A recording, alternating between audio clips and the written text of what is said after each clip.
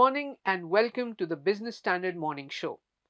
This is Debarghe Sanyal, and here are the top stories for the day.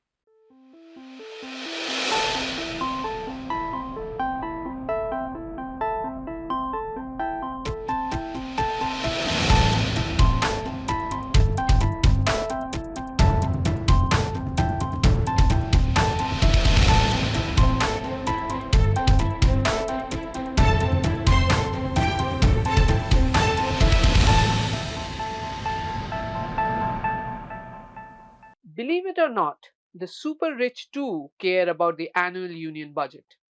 Like the common man, the run up to the budget is hard on the rich too due to the annual calls for imposing more taxes on them. This year's budget may have been a mixed bag for the high net worth individuals, otherwise known as the super rich. Why is that the case? Bhashwar Kumar's report answers the question.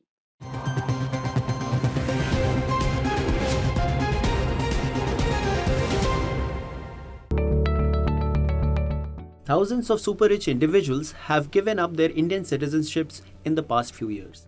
According to a report, over 23,000 Indian millionaires bought one-way tickets between 2014 and 2018.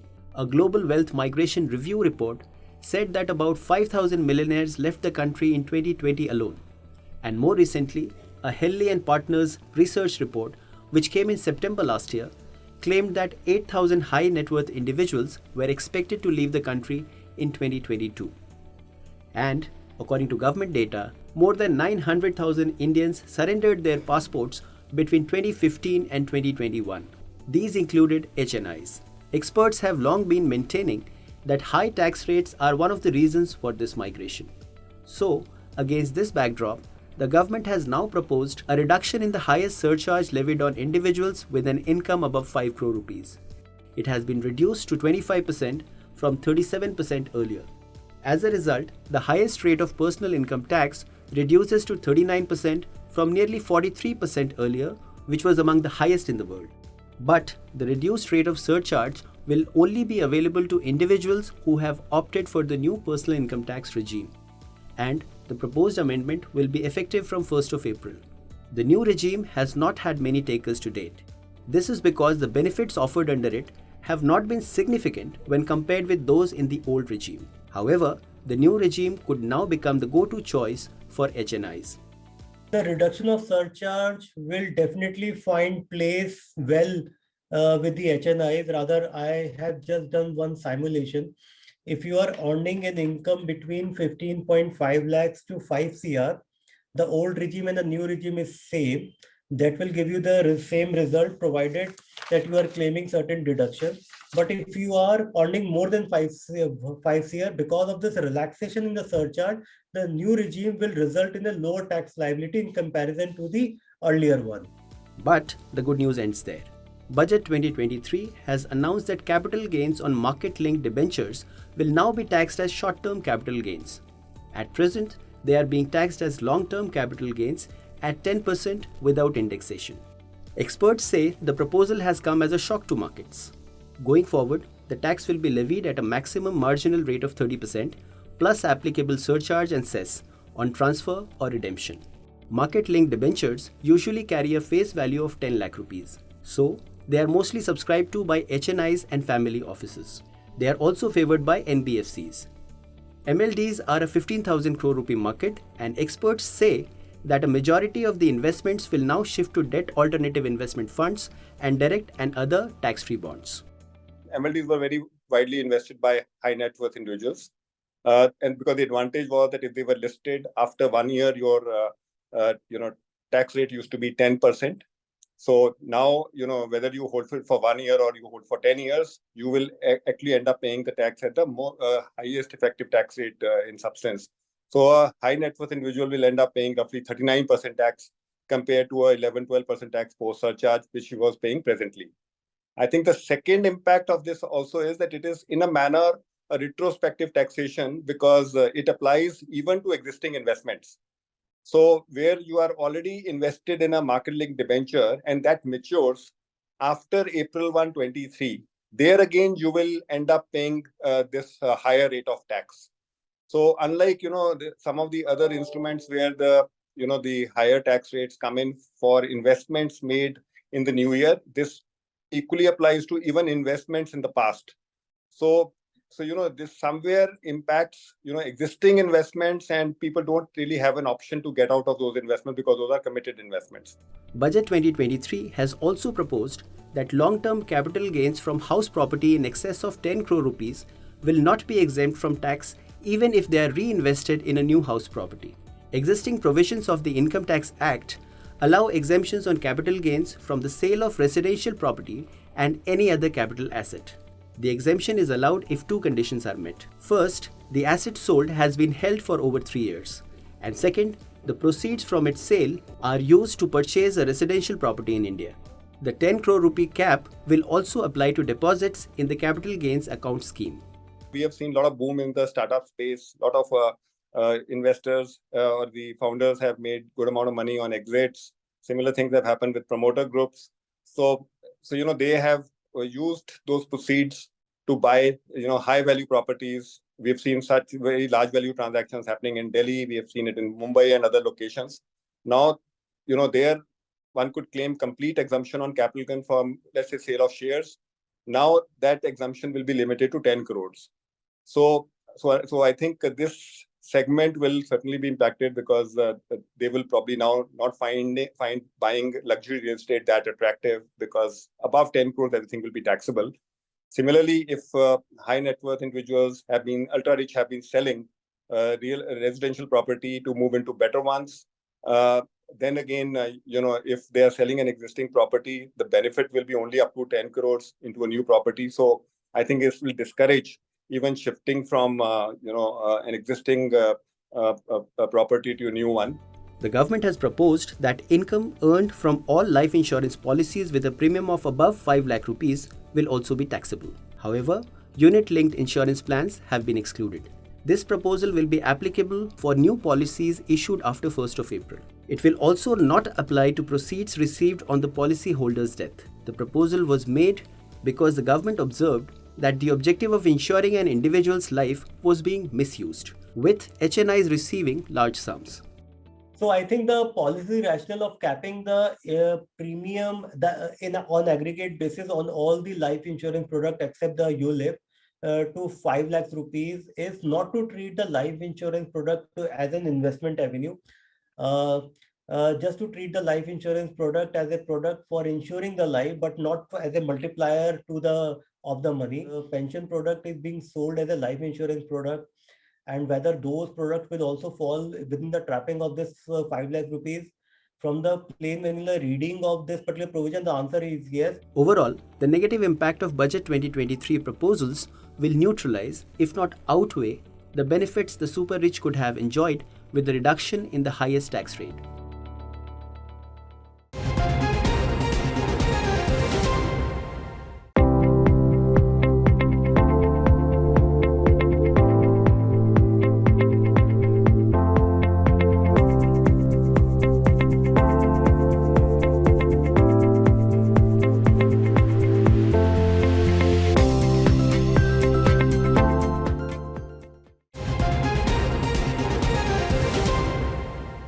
Allotment of 10 lakh crore rupees for capital expenditure was one of the key highlights of this year's union budget. Finance Minister Nirmala Sitharaman said that it was 33% more than the last year's outlay. But what does the fine print tell us? Tushar Verma's report answers this.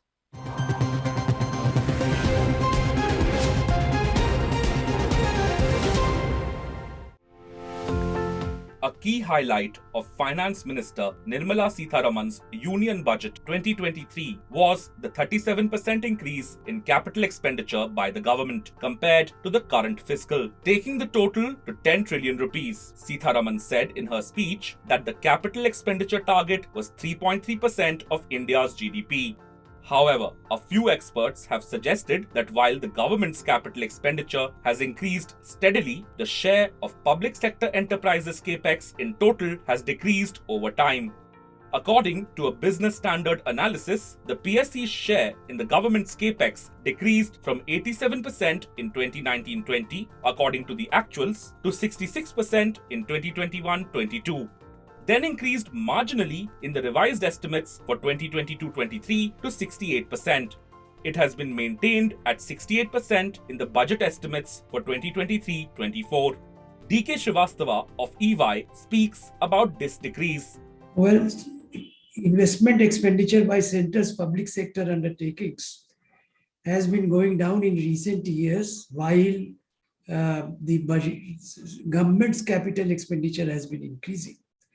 But the extent of reduction in FY24 has been limited as far as centers PSUs are concerned. This fall in CPSU investment is only minus 0.2 percentage points of GDP, whereas centers government capital expenditure has increased by 3.3%. So if we deduct this reduction, it will still be an increase of 3.1% of GDP.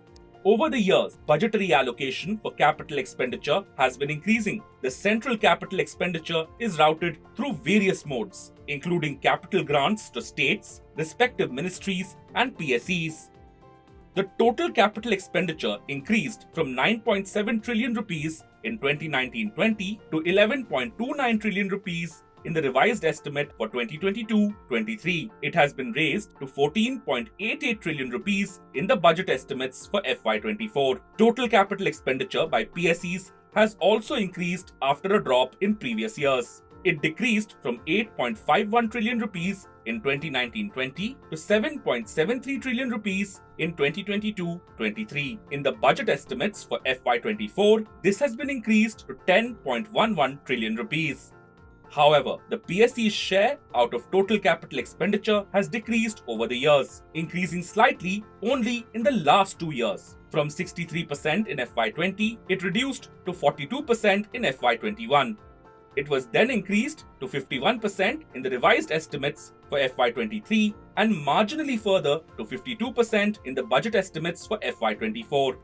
So, what does Arindam Guha of Deloitte have to say about this? If you look at the actual expenditure for the 6 months or the 8 months of the current financial year, 22-23, you will observe that there has been a significant increase in government capex. Okay, it's over 50%. It's close to 50%. And as all of us know, in terms of actual expenditure, you see many of the projects are funded directly by the ministries without routing them through individual PSUs.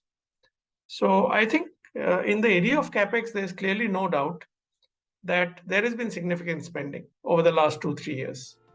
According to reports, the centre's share in total public capital investments has risen in the past few years. However, the increase was attributed to taking of PSE's capital expenditure on the centre's account. So, while the share of the centre in total public capital expenditure has increased, it has decreased for central PSEs. Tied to increased employment, the government's capex has increased over the years. However, the share of PSEs in total central capex has decreased. The total capex for FY24 is estimated to be 14.88 trillion rupees. It remains to be seen if the share of PSEs in capex rebounds in the coming years.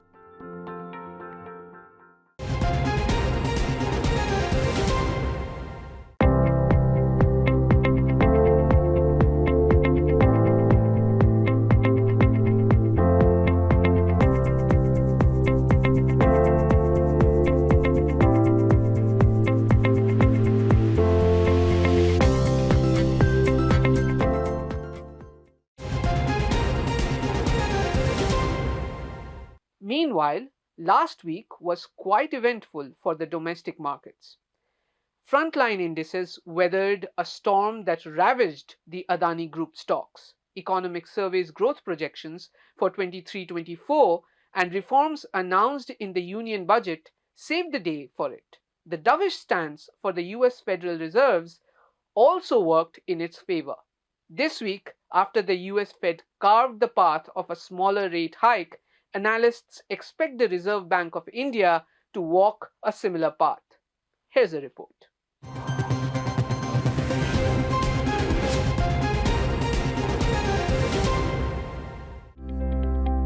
Domestic equity markets underwent a roller coaster ride last week after panic-triggered sell-off in Adani Group stocks capped gains, despite Gautam Adani's step to prepay some loans backed by pledged shares. Since the Hindenburg report emerged, the brutal rout wiped out more than half the market value of all 10 Adani Group stocks. That said, some respite was brought to the market as investors cheered economic surveys' 6 to 6.8% growth projection for 2023-24 with 6.5% baseline expectation. The Union Budget 2023-24 too tamed bears as it announced higher capex outlay and reject tax slabs under the new tax regime.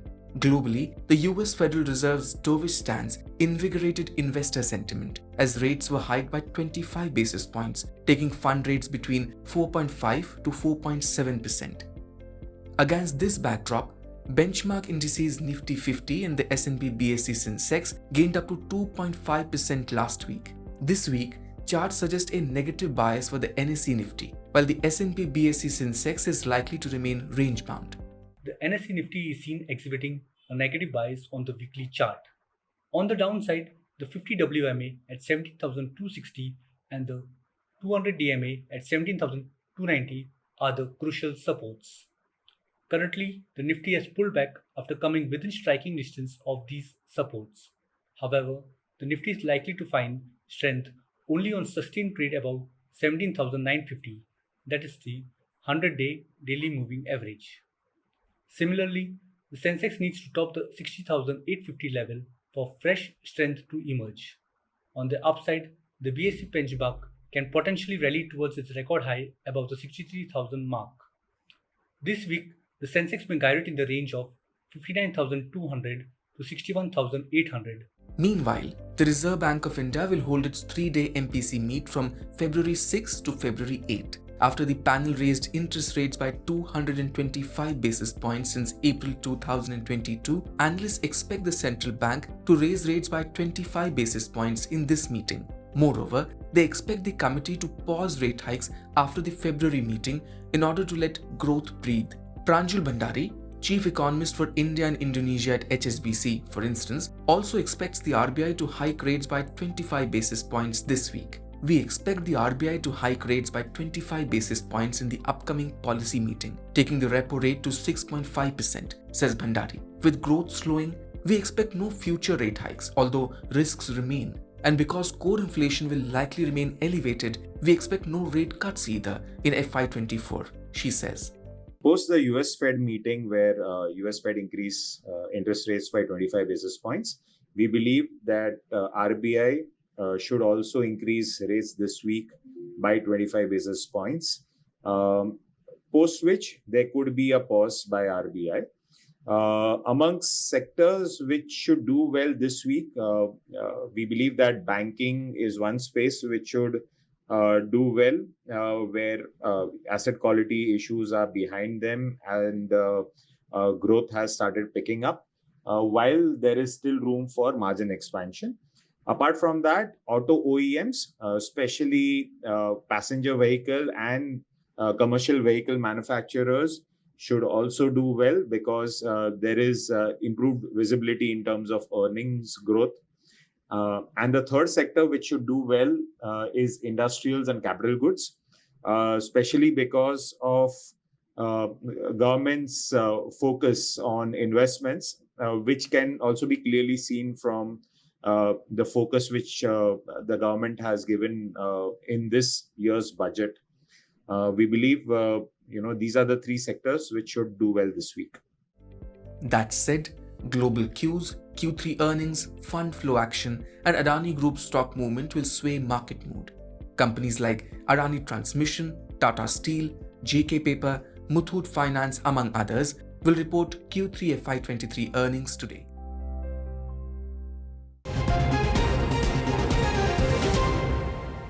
Financial markets, GDP, per capita income, there are several ways to gauge the health of a country's economy. But of late, economists and financial institutions have also been exploring unconventional ways to arrive at conclusions. Nightlight data is one such matrix. We explain it in our Decoded segment.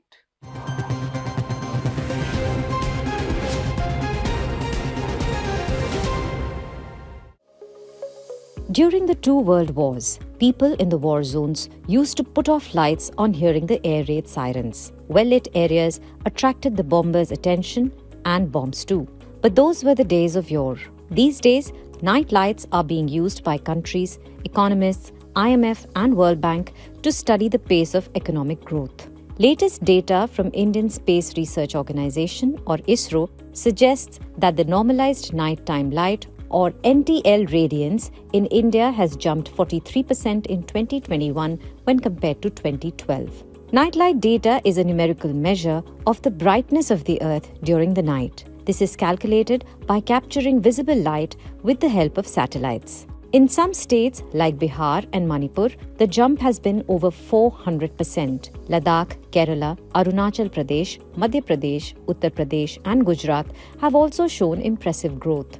But in developed states like Maharashtra and Tamil Nadu, the growth has been moderate, largely because the base number in 2012 was higher. In the maps showing the nightlights, 1 pixel of the image represents an area of less than 1 square kilometer on Earth. The place is assigned a digital number based on its brightness. The brighter the spot, the higher the digital number. When all the numbers assigned to pixels over one country are added, it becomes an indicator that measures the activity of that country at night. When it is compared across countries and over time, it turns into a barometer of economic development and fluctuations. The economic correlation is arrived at using a simple rule that as more and more areas in a country urbanize and infrastructure modernizes, the night sky brightens due to the installation of more street lights. This leads to the registration of more intense light by satellite sensors. In the development of infrastructure, including building roads and bridges, constructing railroad stations and airports, and upgrading power grids and telecommunications, more and more light is emitted at night. The data also comes in handy because it is available on a granular level and can easily be used to analyze development regardless of geographical boundaries. These are also very helpful in areas of conflict, where it might be difficult to go on the ground and track the destruction. An RBI study done in 2019 showed the nightlights track both trend and seasonal variations in GDP. The NTL data, however, may not always be fully reliable. It is especially true in the case of developed nations. According to the IMF, in these countries, the power infrastructure is already in place and thus the rate of growth of nightlights may be lower. There might be development on the ground, but it might not reflect in the satellite images.